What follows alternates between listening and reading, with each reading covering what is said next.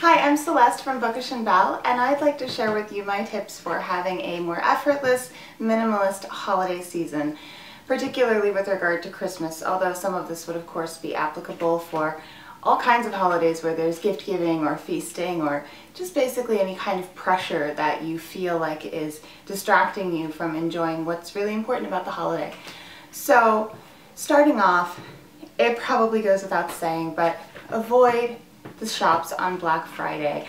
Number one, Black Friday's gotten really out of control, as I'm sure you've noticed, and it's not just the people getting trampled, which tends to get the headlines for obvious reasons, but the fact that people who are working jobs that don't pay a lot of money and aren't the best jobs with the best benefits in the first place are being forced to work on a holiday. And some of these stores this year are making their promise that they're not going to be open on Thanksgiving itself. Ooh, woohoo, we're waiting until midnight to open.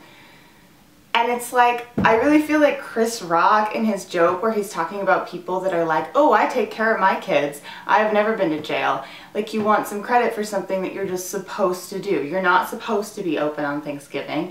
And really, you shouldn't be open from dawn to dusk on Black Friday. I mean, Black Friday at my workplace and a lot of workplaces is called Thanksgiving Extension. It's a holiday because people need to be with their families. A lot of times their families are in other cities, and that requires taking the entire weekend. So the fact that the moment after a holiday is over, they require people to work their hardest day of the year, and it's a day that no one is allowed to request off on, just so that we can celebrate mass consumerism, because it's really about that and not about spending time with family. It's screwed up. It's screwed up, and the only way that Black Friday is going to come down off of the crazy peaks that it's reached and become less of a thing in our culture is if we show as consumers that we're not interested. So if you are into getting good deals for the holiday season, I know that a lot of people are not in a position where they can say no to taking advantage of some kind of sales because money doesn't grow on trees, and Christmas is a very difficult time for a lot of people to stretch their dollars to buy all of the things that they're expected to buy. So there are a couple things you can do. You can shop online on Black Friday. A lot of the sales are still available online. You can shop on Cyber Monday, which is pretty much just as good as Black Friday now. And of course, you can support local businesses on Small Business Saturday, which is a really great thing to do as well. When my husband and I first moved to the city, we live in this great neighborhood that's a real mix of residential and commercial. And there's lots of small businesses that sell really unique gifts. And I remember our first Christmas season here, we went for a walk and we basically did like all of our Christmas shopping at these small businesses, and it was amazing because not only was it not the usual high stress environment of being at a mall or something at Christmas time, it was actually an enjoyable experience because we were getting to know our new neighborhood, and we ended up giving people these gifts that were completely unique that they had never seen before and that they really appreciated. That said, I do enjoy a mall at Christmas time, and that's another important thing to remember is it's about what you like. So I don't like to go to the mall on Christmas on Black Friday. I try to avoid weekends. I try to avoid the week before Christmas. But at some point during the year, I really do like to go and kind of soak that up and experience all those nice little pop-up stores that show up, and, you know, go to the Lush that's in the Macy's and smell the seasonal candles at the Anthropologie and all that kind of stuff. I just like that, but if it stresses you out, you shouldn't do it. You should find alternatives, because that's what's really important, is figuring out what it is that is your stress trigger. Now, of course, there is the question of gifts, and particularly the gifts that you're going to receive if you are trying to clean out your house and reduce clutter and you don't really want to own a lot of possessions.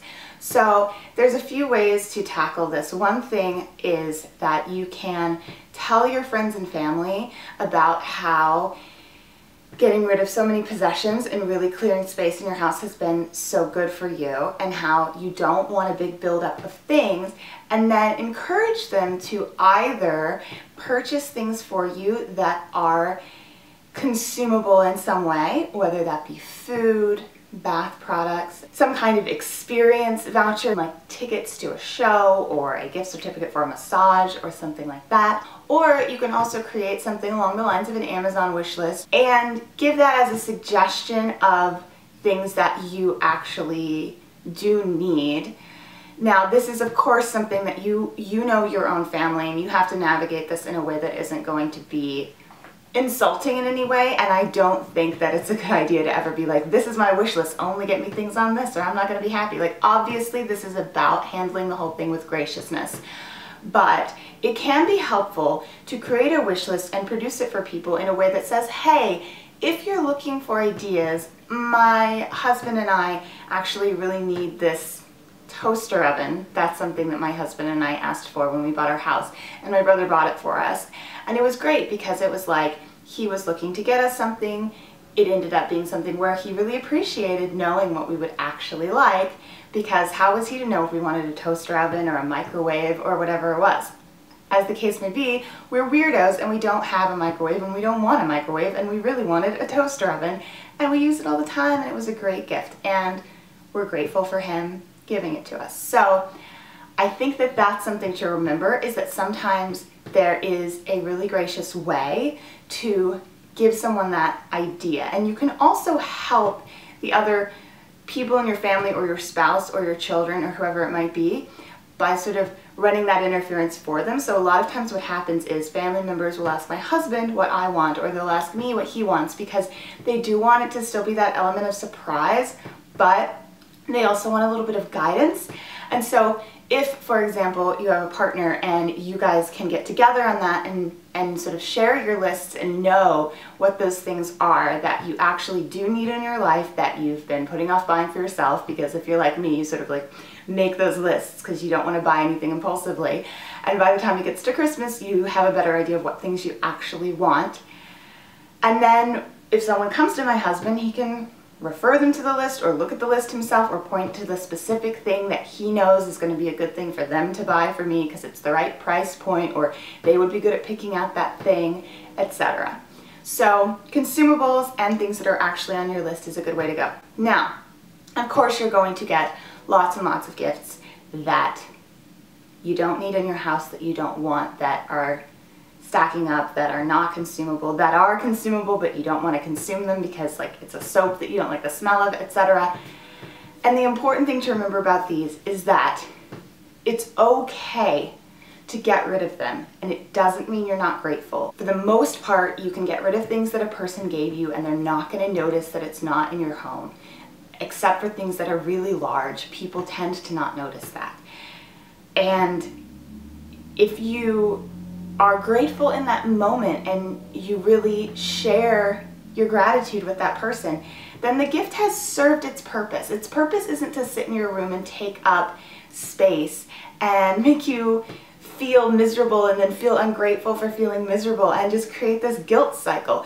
Its purpose is for that person to signal that they care about you on that holiday by giving it to you, and you to signal that you care about them by being gracious in that moment. And then later, a lot of things can move on from your life. And if you do feel like you have friends and family who are going to be checking up and making sure you use it, at the end of the day, if someone is going to be really, really strict about this idea of like, you have to put all of my gifts for you on show, even though you've made it clear to me that you're trying to reduce clutter in your house, that person is being a little bit unreasonable. And I think you have to ask yourself how much of their disapproval you're willing to live with, and if there's a way that you can be really gracious about still pushing the gifts out into the world to someone else who's going to enjoy them more, and actually having that confrontation with that person. If they come over and they ask you specifically, where are those candlesticks I bought you? Actually having that moment where you say, you know what? It was really kind of you to give those to me, and I did put them up for a while, and we had them in here, and we had a dinner party, and everyone complimented them, and they were really nice, or whatever you want to say.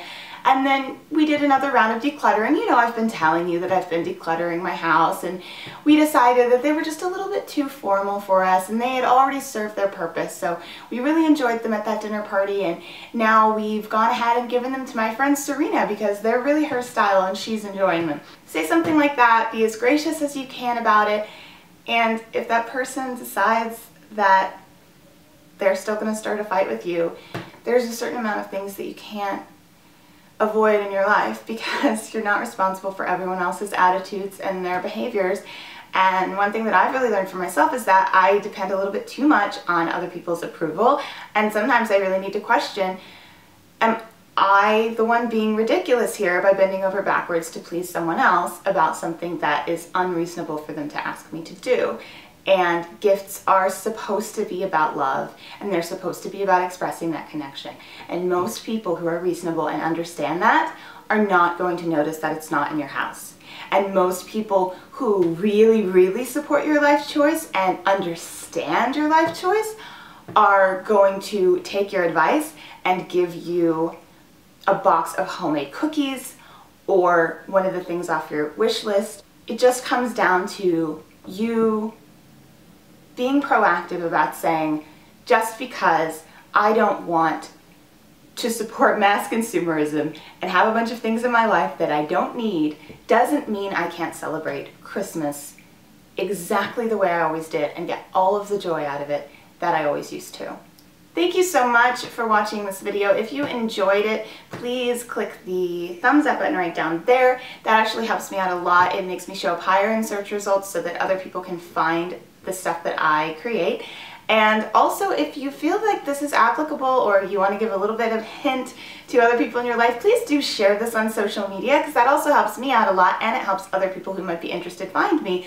And please let me know if there are more questions you have about getting through Christmas or the holidays with a more minimalist lifestyle, trying to have a more effortless holiday, because there's some other areas I haven't covered, specifically around food and travel, and maybe you can think of some more, and I would be happy to do a follow-up second video with additional tips, and it would really help me out to create that if you would leave some specific questions. So if you have any of those, make sure you leave those in the comments right down there, because that would be super awesome. So once again, thank you for watching and have a very happy holiday season. Hi everyone, I recently cleaned out my car and I thought it would be nice to show you a little decluttered car tour. I live in the city, so I always park on the street. It's been a bit of a practice in learning what things you think you need and what things you actually need.